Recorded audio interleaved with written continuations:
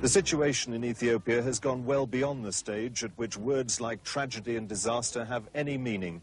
It's a situation that's out of the control of the government here or of the international voluntary agencies.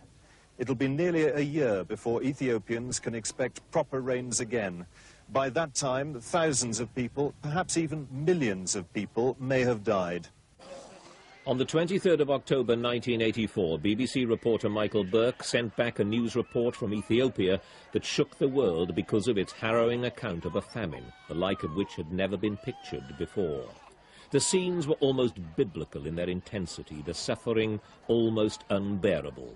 As one relief worker put it, the closest thing to hell on earth.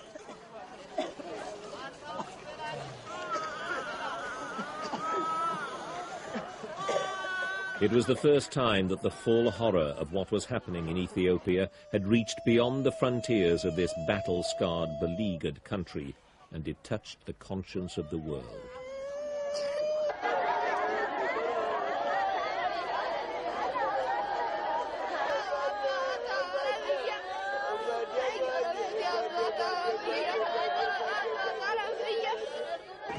How Ethiopia had got into this state was a sad story of complex political faction fighting, compounded by several years of failed harvests caused by exceptionally dry weather. For months, relief workers had been denied access to the worst affected areas by warring bands of tribesmen who preyed on food convoys and prevented any other kind of aid reaching the remoter areas. When rumours of food arriving did get around, there was mass panic.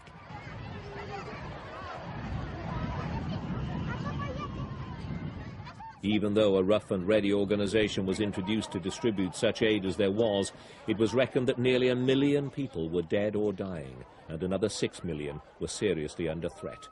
The BBC's reports from Ethiopia sparked off a huge response from the public in Europe and America.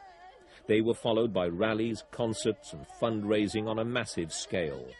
But as the 80s turned into the 90s, the famine in the sub-Saharan desert communities showed little signs of lessening. Charity simply wasn't enough.